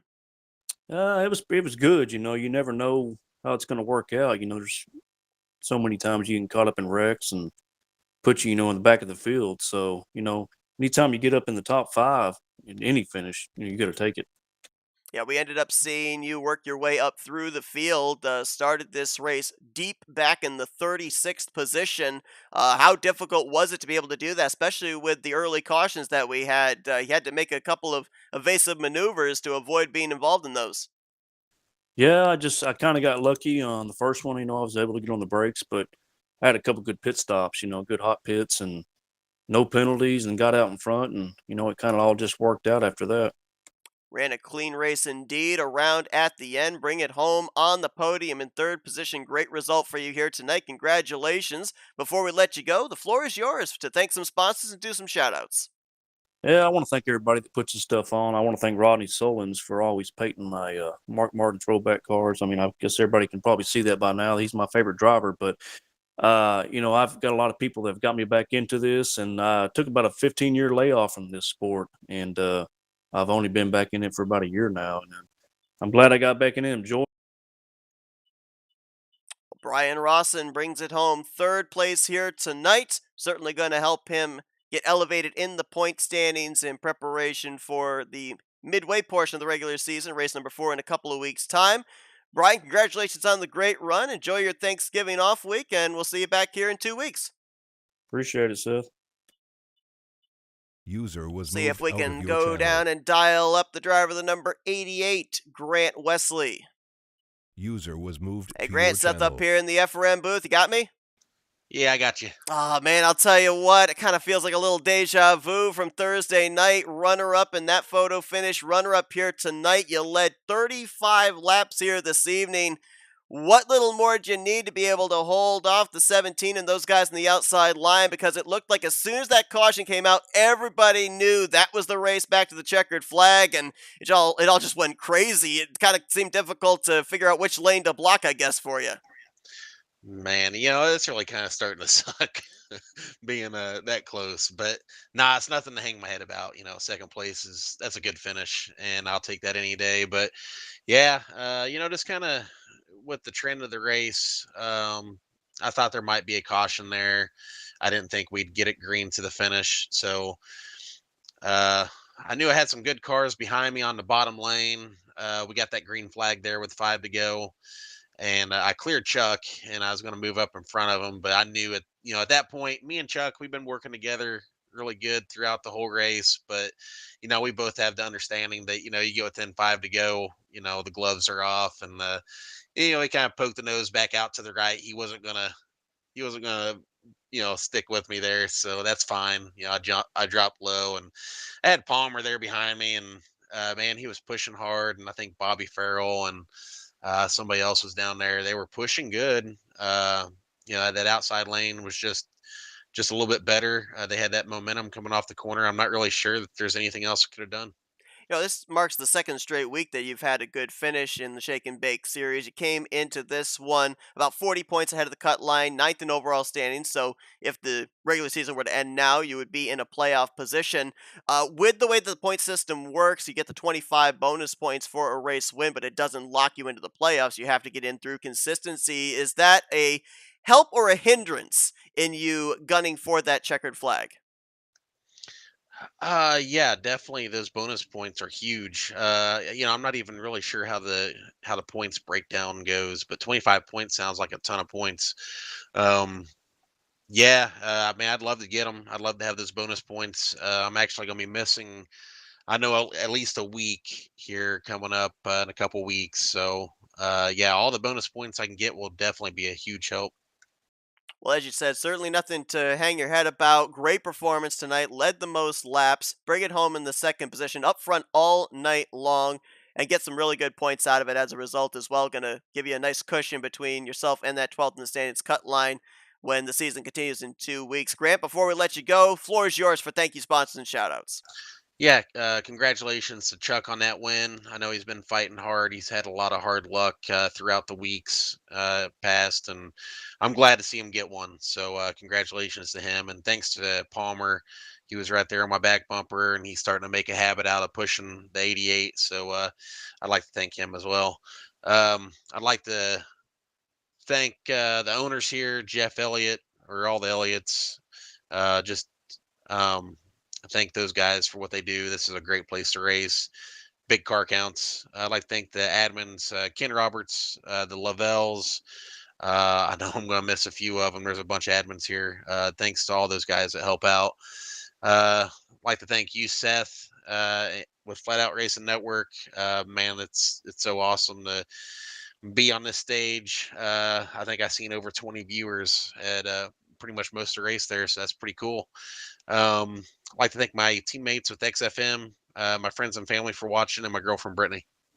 Grant Wesley brings it home second place here tonight. Going to be a big points night for driver 88 as he'll continue to move his way up through the regular season point standings. Grant, best of luck in a couple weeks' time. Enjoy your Thanksgiving off week. Hey, thanks. And let's see if we User can was go moved down to out of your victory lane if channel. the celebration has concluded, or at least died down enough for us to be able to talk with him. Let's see if we can dial up Chuck McClure. User was moved Hey, to Chuck, your it's Seth up channel. here in the FRN booth. You got me? I got you, Seth. How you doing? Well, man, I'll tell you what, we were just talking with Grant. He's documented about it. We've seen it here on FRN. You've had quite a long streak of bad luck, close so many times to finding victory lane. We could kind of see the relief in the length of that celebration there on the front straightaway in being able to capture this checkered flag. I mean, first things first, how good does it feel to finally get back to victory lane? Yeah, sometimes you think you wonder if you still have it, and then you get lucky. So yeah, that was pretty special for me. So we obviously saw the skelter skelter trying to get back to the start finish line when that caution immediately came out. You guys knew that was more than likely going to be the race back to the proverbial checkered flag with the race ending caution. You got the benefit of lining up on the outside of the front row there, but it looked like maybe for a time through 1 and 2 that outside line was not quite organized up. How'd you guys get the momentum back there from the back straightaway back through the trioval? Well, I honestly thought, well, it's over. Grant's got it, and I'll go ahead and push him. And that was kind of my plan. But I seen some stuff forming up behind me. The 6, I think the 79 was back there, maybe the 088, and they gave me a monster push just at the right time. And I'm very grateful for that. So we ended up being told that it's not a win and you're in situation, but the winner does get 25 bonus points. You came into this race 32nd in points, still plenty of regular season to work with. You got 5 regular season races still, so the playoff grid is put together. I mean, how important was it here tonight, not only to get that victory, but get those bonus points, get those max points here to be able to move your way up through the point standings and try and get into a playoff spot by regular season's end? Yeah, it's very important to at least have a shot at being in their chase. But that win, boy, I tell you what, that feels pretty good right about now. Well, we'll let you get back to your celebrating in just a moment. Before we do, though, we're handing the microphone over to you for Victory Lane. Thank you, sponsors, and shoutouts, Chuck. Well, I want to appreciate these guys for running me hard and clean. I didn't know what to expect when I first come over here, and I'm very pleasantly surprised. Talladega Nights, the Shake and Bake series is pretty cool. I think it might be something I want to do for a while. And of course, I want to thank Rodney Sullins for painting the car up, and Grant for working with me. Ulysses, I think Scandinovo, whatever his name is, he really worked well with me earlier in the race. And of course, you guys at FRN, you always put on a real good show, and I can't wait to go watch that. Well, a very elated and a very relieved Chuck McClure down in Victory Lane takes the finish line tonight in race number 3 of the Shake and Bake series. Congratulations, Chuck. Best of luck on the future weeks coming up here as you'll try and continue to climb up there into a playoff position, and enjoy your Thanksgiving off week next week. Appreciate it, Seth. You do the same. User was moved out Chuck of your McClure channel. joins Ken Roberts and Rodney Sullins as a winner this season, the 5th season of the Talladega Nights Shake and Bake series. Chevrolet has swept all 3 race wins so far here in this 5th season. We appreciate everybody that tuned into our coverage here tonight. We hope that you all enjoyed it. Again, wishing everybody a very happy Thanksgiving next week.